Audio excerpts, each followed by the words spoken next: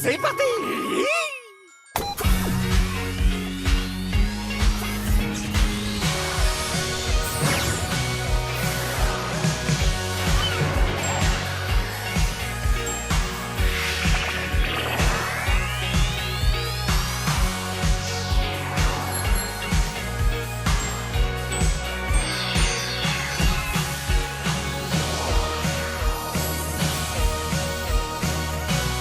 Scooby-Doo, mission environnement.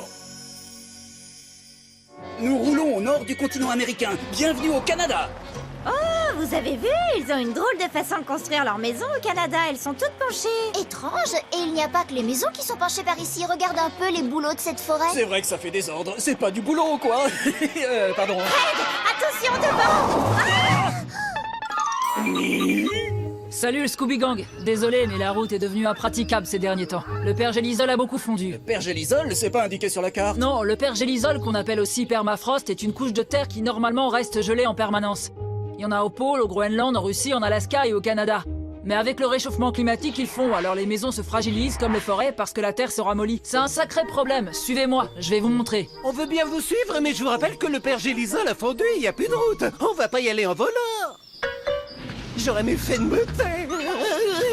Ne vous inquiétez pas, vous ne risquez rien. Regardez, d'ici, on voit bien le père Gélisol. Ah oui! On voit aussi que lorsqu'ils se mettent à fondre, le terrain devient instable. Vous avez vu à cet endroit comment la terre s'est effondrée? C'est ce qui arrive parfois. Ou alors, en fondant, ils forment des milliers de mares d'eau. Le sol devient une véritable éponge. Le pergélisol contient des tas de micro-organismes. En fondant, il les libère. Une fois décongelés, ces bactéries émettent du CO2 ou du méthane, deux puissants gaz à effet de serre. Mais c'est quoi exactement cet effet de serre? C'est un phénomène naturel. Quand les rayons du soleil atteignent la Terre, une partie d'entre eux est renvoyée dans l'espace par réverbération. Le reste est absorbé par les gaz dans l'atmosphère, ce qui produit de la chaleur. C'est ce qu'on appelle l'effet de serre. Exactement, Vera. Et plus il y a de gaz à effet de serre, plus notre atmosphère se réchauffe. Et plus la fonte du pergélisol s'accélère.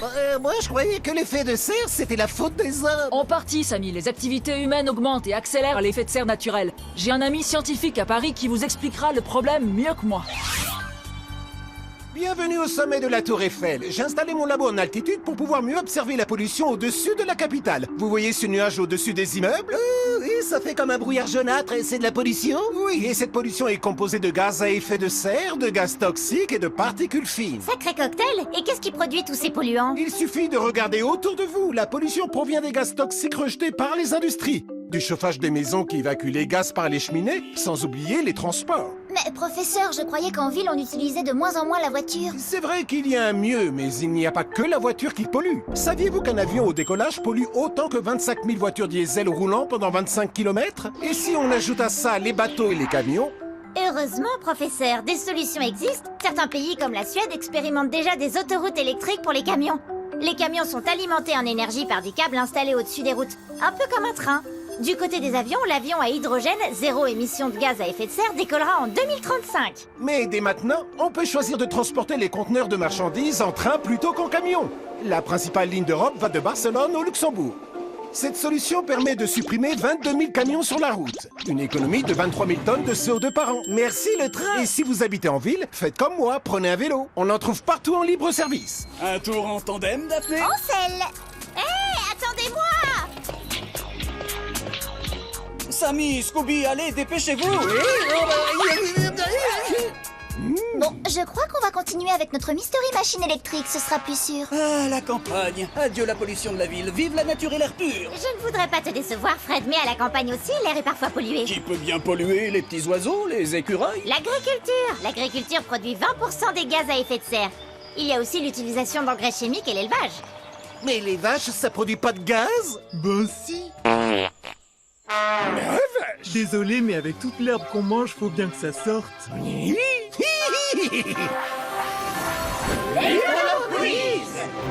C'est l'heure du quiz, les amis. Vous êtes prêts à jouer? Attention, première question. Qu'est-ce que le pergélisol?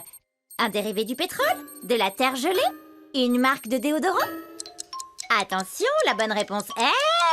la B, c'est de la terre gelée. Deuxième question, écoutez bien.